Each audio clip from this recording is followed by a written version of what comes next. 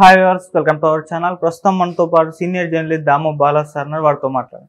నమస్కారం సార్. నమస్తే sir, AP elections ని దృష్టిలో ఉంచుకొని దాదాపు 10 సర్వేల వరకు రిలీజ్ అయ్యాయంటారు సార్. మరి సర్వేలు ఏం చెప్తున్నాయి, ఎవరికి ఫేవర్ గా ఉన్నాయి సార్? రోజుకో సర్వే, పూటకో రిపోర్ట్ అలాగా వస్తున్నాయి. ఈ 2 రోజుల్లోనే నాకు కనబడినవే ఇంకా కూడా ఎక్కువ ఉంటాయి. నాకు కనబడిన సర్వేలు 10 ఉన్నాయి. వాటి ముందుగా వాటి పేర్లు చదువుతాను. Pioneer poll strategy private limited, people's media, Janmat survey, electoral eco survey, పబ్లిటిక్స్ సర్వే దీని పేరు, తర్వాత ఐపాక్, బీ ఫ్రాంక్, mind share united survey, IB survey, electoral survey. ఇవి 10 కంప్లీట్గా. ఈ 10 సర్వేలు అన్నీ మనం చెప్పుకోవడం వేస్ట్.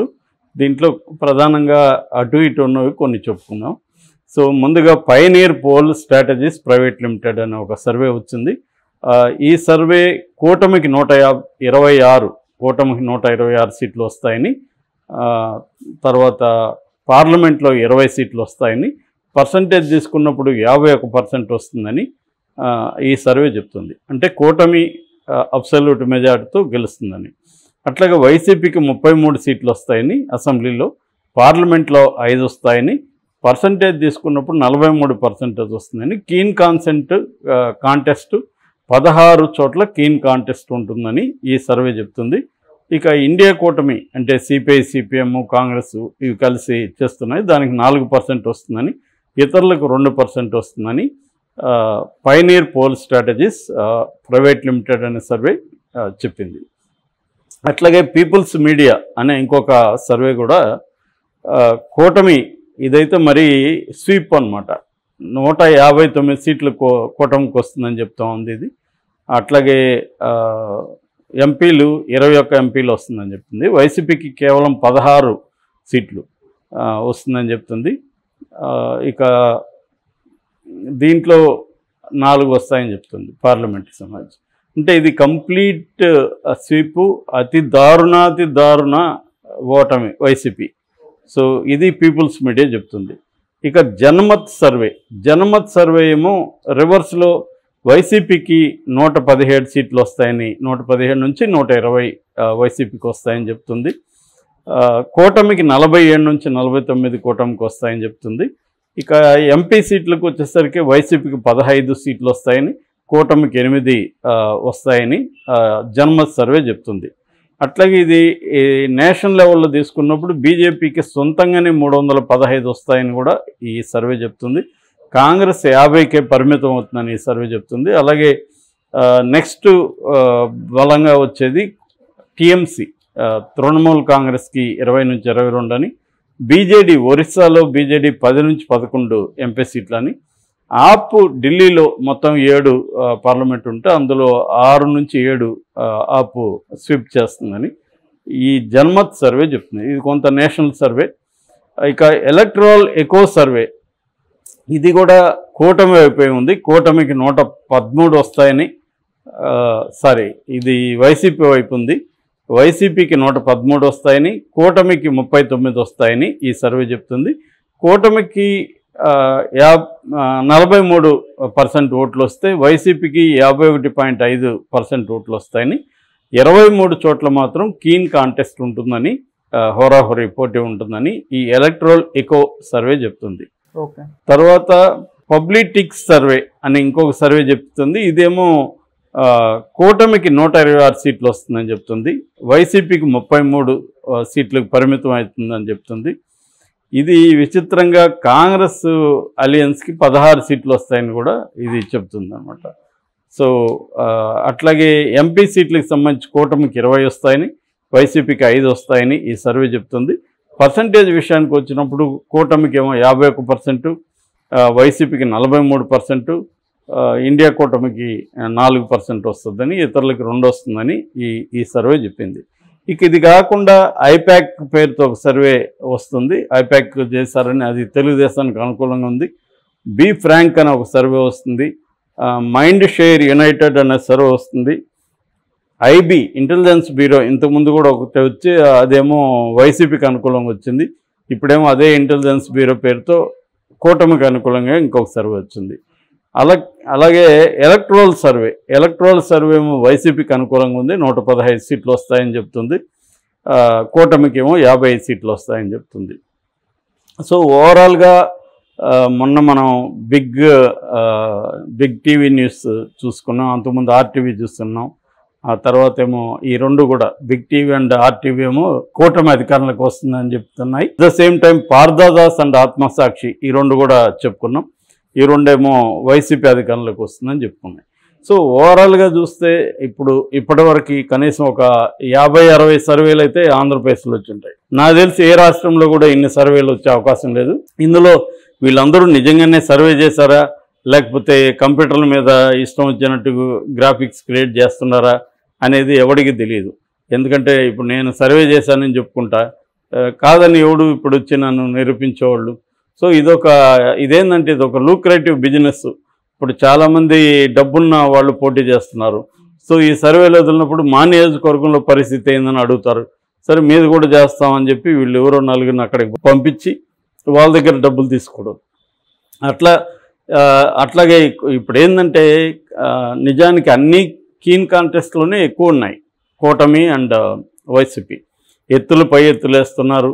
వీళ్ళేమో ల్యాండ్ టైటిలింగ్ యాక్ట్ని బలంగా తీసుకొచ్చారు. దానికి ప్రతిగా వాళ్ళు ఏం చేస్తున్నారంటే వైసీపీ వాళ్ళు మొత్తం పథకాలని ఆపేస్తున్నారు. వీళ్ళు మీకు ఇచ్చే పథకాలు రావు, సో చంద్రబాబు అనే అబద్ధాలు చెప్తున్నాడు అని వీళ్ళు ఈ ఐవీఆర్ కాల్స్ ద్వారా వీళ్ళు కూడా చేస్తున్నారు. సో ఎవరు కూడా ఎలక్షన్ కమిషన్ ఇస్తున్న నోటీసులను క్యారీ చేయట్లేదు. చంద్రబాబు బండబూతులు తిడుతున్నాడు మన జగన్ కూడా చంద్రబాబుని దాని ఏమంటారు చంద్రముఖి అని, పసుపత్ అని, శాడిస్ట్ అని ఇలాగ ఇతను మాట్లాడుతున్నాడు. ఇంక చంద్రబాబు అయితే అతన్ని చంపేయండి, నరికేయండి టైప్లో మాట్లాడుతున్నాడు. ఇక పవన్ కళ్యాణ్ కూడా రెచ్చిపోయి వాడమ్మ మొగుడు నాకు తెలీదు ఇలాగ నిన్న ఒక వీడియో బయటకు వచ్చింది. ఇలాగ అందరూ కూడా బూతులు మాట్లాడడం, ప్రత్యర్థుల్ని బీభత్సంగా తిట్టడం, ఒక ఫ్రస్ట్రేషన్ అయితే రెండు శిబిరాల్లో కూడా కనబడుతుంది. అంటే ఎవరికి కూడా కాన్ఫిడెంట్గా మేము 100% వస్తామని చెప్పుకోలేని ఒక పరిస్థితి అయితే కనిపిస్తుంది. ఇందువల్ల సర్వేలని కూడా విపరీతంగా తీసుకొచ్చి జనాల్ని నమ్మించడానికి ట్రై చేస్తున్నారు. కానీ దీని వల్ల ఏమవుతుందంటే అదేదో డిమినిషింగ్ ఆఫ్ మార్జినల్ యూటిలిటీ అని ఎకనామిక్స్లో కాన్సెప్ట్ ఉంటుంది. అంటే నువ్వు ఎక్కువ తీసుకునే కొంది అది ఎగటు పుడుతుంది. ఇప్పుడు ఏదో స్వీట్ ఉంది, ఒకటి తింటే బాగానే ఉంటుంది, ఒకేసారి 10 తిన్నాం అనుకో ఎగటు పుట్టేస్తుంది, వామిట్ వస్తుంది. అలాగా సర్వేలు కూడా ఏదో 4-5 సర్వేలు వచ్చాయి, అందులో 2-3 నేషనల్ సర్వేలు అంటే ఏదన్నా కొంత నమ్మచ్చు. 50-60 సర్వేలు ఏంది ఇష్టం వచ్చినట్టు ఆ పేర్లు. ఇప్పుడు నేను చెప్పిన వాటిలో ఏ పేరు ఇంతకుముందు ఎప్పుడు సర్వేలలో వినబడని పేర్లు చాలా ఉన్నాయి. ఏదో జన్మత్ సర్వే, పైనీరు ఇలాంటివి కొన్ని ఉన్నాయి తప్ప మిగతా ఏవి కూడా ఎలక్ట్రల్ ఎకో, తర్వాత బీ ఫ్రాంక్ అంట, మైండ్ షేర్ అంట, పబ్లిటిక్స్ అంట, ఇట్లాంటివి ఏవి ఎవరికి ఎప్పుడు వినిన బాబత్ కాదు. సో తెలుగుదేశం వైపు నుంచేమో ఎన్ఆర్ఐ బ్యాచ్ దిగి వాళ్ళు సర్వేల పేరుతో వాళ్ళు చేస్తున్నారు. వైసీపీ వాళ్ళు కొన్ని సంస్థలకి వాళ్ళు ఫండ్ ఇచ్చి వాళ్ళు చేయిస్తున్నారు. ఇలాగా విపరీతంగా సర్వేల పేరుతో జనాల్ని కన్ఫ్యూజ్ చేయడానికి ట్రై చేస్తారు. ఇంత చేసేంది ఆల్రెడీ వైసీపీకి 100% వైసీపీకే ఏం జరిగినా రాష్ట్రంలో వైసీపీకే వేయాలనుకున్న వాళ్ళు దాదాపు ఒక 35 నుంచి 40% ఉంటారు. ఏం జరిగినా కూటమికి వేయాలనుకున్న వాళ్ళు కూడా అంతే % ఉంటారు. ఇక వీళ్ళు ఎవరిని మాయ చేయాలని ఈ సర్వేలు తీసుకొస్తున్నారంటే మధ్యలో ఇంకా డిసైడ్ కాని ఓటర్లు ఎవరైనా ఉంటే వాళ్ళని స్వింగ్ ఓటర్స్ అంటారు. ఎటువైపు స్వింగ్ అనేది ఇంకా తెలియని వాళ్ళను వీళ్ళు ఇన్ఫ్లుయెన్స్ చేయడానికి ట్రై చేస్తున్నారు. అట్లాగే ఎక్కడికక్కడ తమ కేడర్ను ఉత్సాహపరిచి మనం గెలవబోతున్నాం, ఇంకొద్దిగా ఈ 4 రోజులు కష్టపడితే బ్రహ్మాండంగా మెజార్టీతో గెలవచ్చు అని ఒక ఉత్సాహపరిచి కేడర్ని మోటివేట్ చేసి ఇంకొక 4 రోజులే కష్టపడిపోండి, బ్రహ్మాండంగా మనం గెలుస్తాం, ఆల్రెడీ మనం గెలుస్తామని సర్వేలన్నీ చెప్తున్నాయి. ఇలాగా రాసుకుంటున్నారు. సర్వేలన్నీ కూటమికైనా ఒకరు రాస్తే, సర్వేలన్నీ వైసీపీకి అని ఇంకొకరు రాస్తే, ఇలాగా సర్వేలు మనకే అని దీని ఒక రకంగా ఏంటంటే మాస్ హిప్నాటిజం లాగా వాళ్ళ కేడర్ని మోటివేట్ చేయడానికి కూడా సర్వేలని వాడుతున్నారు. ఓకే. కానీ వాళ్ళు కేడరు ఉత్సాహపడరు, ఎందుకంటే వాళ్ళకి తెలిసి ఈ డ్రామా అంతా జనాలకి అర్థమైపోయింది, ఇది డబ్బులు పెట్టి వీళ్ళు 2 గ్రూపులు చేసుకుంటున్నాయని. కాబట్టి ఇది ఎంత మాత్రం పనిచేస్తుంది అనేది నాకైతే డౌటే. సార్, ఏపీ ఎలక్షన్స్ సంబంధించి ఇప్పటికి చాలా పోల్స్ వచ్చినాయి, సర్వేలు వచ్చినాయి. ఇప్పుడు మళ్ళీ కొత్త సర్వేలు వచ్చాయి, మళ్ళీ వీళ్ళు గెలుస్తారు అని చెప్పేసి అంటున్నారు. మీరేమంటారు? మామూలుగానే మనకి ప్రీ పోల్ సర్వేలు అనేవి బాగా పెరిగిపోయినాయి ఇండియాలో, ఇంతకు ముందు కంటే కూడా బాగా పెరిగాయి. మరి ఏపీకి సంబంధించి మాత్రం చాలా కాంట్రడిక్టరీ సర్వేలు, ఒక సర్వేకి సంబంధమే లేదు. సో గతంలో ఇండియా టుడే సర్వే వచ్చింది, ఇండియా టుడే సర్వే ఏమో క్లియర్గా తెలుగుదేశం విన్ అవుతుందని చెప్పింది. దానికి ఆపోజిట్గా India TV survey, times now survey, political centric survey ఇలాంటి కొన్ని వచ్చాయి. అవేమో క్లియర్గా టైమ్స్ నౌ ఫర్ ఎగ్జాంపుల్ క్లియర్గా వైసీపీ అధికారంలోకి వస్తుందని చెప్పింది. సో మొన్న మనం చెప్పుకున్నాం జన్మత్ సర్వే పొత్తు తర్వాత వైసీపీకి బలం పెరిగిందని చెప్పింది. అయితే ఇప్పుడు కొత్తగా 3 సర్వేల గురించి మనం మాట్లాడదాం. 3 సర్వేలలో ఫస్ట్ది ABP sea water survey. ABP అని తెలుగులో కూడా వాళ్ళ ఛానల్ ఉంది, మ్యాగజైన్ ఉంది, న్యూస్ పేపర్ అన్ని, వెబ్ అన్నీ ఉన్నాయి. So ABP sea water survey ఏం చెప్తుందంటే కూటమికి 20 సీట్లు వస్తాయి. ఇది వచ్చి ఓన్లీ నేషనల్ లెవెల్లో చేసిన సర్వే కాబట్టి అసెంబ్లీ సీట్ల గురించి చెప్పలేదు, ఓన్లీ లోక్సభ. సో కూటమికి 20 సీట్లు వస్తాయి, 44.7% వస్తుంది అనేది ఏబీపీ సర్వే చెప్తుంది. వైసీపీకి 5 సీట్లు వస్తాయి, 41% మాత్రం ఓట్లు వస్తాయి. కాంగ్రెస్కి 3% వస్తుంది. కాంగ్రెస్ అంటే కాంగ్రెస్ ప్లస్ మిత్రపక్షం, సిపిఐ సిపిఎం ఇంకా తేలలేదు అవన్నీ. సో క్లియర్గా ఏబీపీ సీ ఓటర్ సర్వే కూటమి అధికారంలోకి వస్తుంది అనేది చెప్పింది. ఇక న్యూస్ 18 సర్వే, న్యూస్ 18 అంటారు దీన్ని, నెట్వర్క్ 18 అని కూడా అంటారు. వీళ్ళవి నేషనల్ లెవెల్లో ఛానల్స్ ఉన్నాయి, వీళ్ళు సర్వే చేశారు. వీళ్ళు ఫస్ట్ దేశవ్యాప్తంగా చేసిన సర్వేలో 543 లోక్సభ స్థానాలకు గాను ఎన్డీఏ కూటమికి 411 వస్తాయి. మామూలుగానే బీజేపీకి ఒక టార్గెట్ పెట్టుకునింది 2024 ఎలక్షన్లో, వాళ్ళకి ఎన్డీఏ కూటమికి 400, బీజేపీకి సొంతంగా 370. ఇది వాళ్ళ టార్గెట్. ఆ వైపుగా వర్క్ చేస్తున్నారు. వీళ్ళు చెప్పేదాని ప్రకారం టార్గెట్ కంటే ఎక్కువ వస్తున్నాయి ఎన్డీఏకి.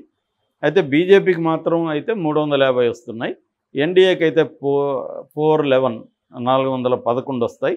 ఇండియా కూటమికి 105 మాత్రం వస్తాయి, ఇతరులకు 27 వస్తాయి అనేది వీళ్ళు చెప్తున్నది.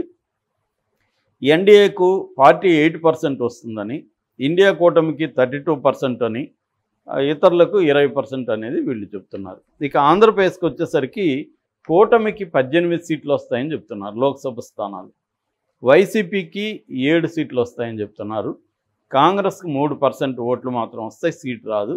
వైసీపీకి ఏమో 44%, కూటమికేమో 50% ఓట్ల షేర్ అనేది వీళ్ళు చెప్తున్నారు.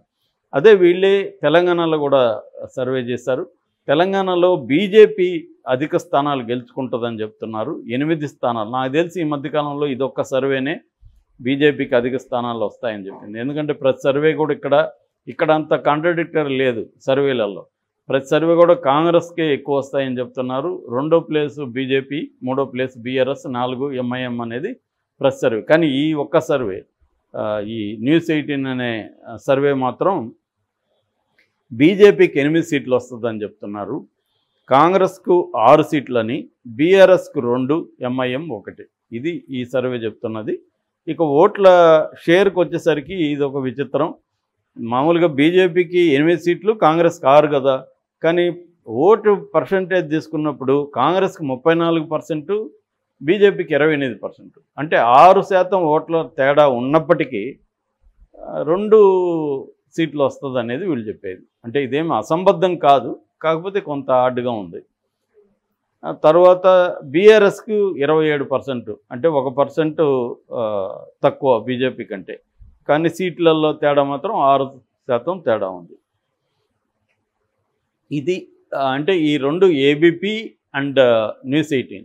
దీన్ని తెలుగుదేశం మీడియా విపరీతంగా హైలైట్ చేసింది. ఈరోజు ఆంధ్రజ్యోతిలో ఫ్రంట్ పేజీలో ఈ న్యూస్ 18ది వచ్చింది. ఇక సాక్షి కానీ వైసీపీ వాళ్ళు దీన్ని అసలు పట్టించుకోలేదు.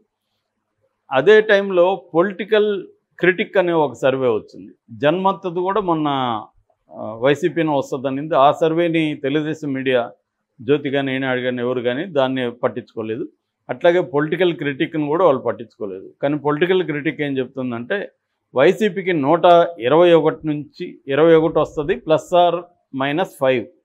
5 యాడ్ అవ్వచ్చు, 5 తగ్గచ్చు, ఏదేమైనా 121 పాయింట్.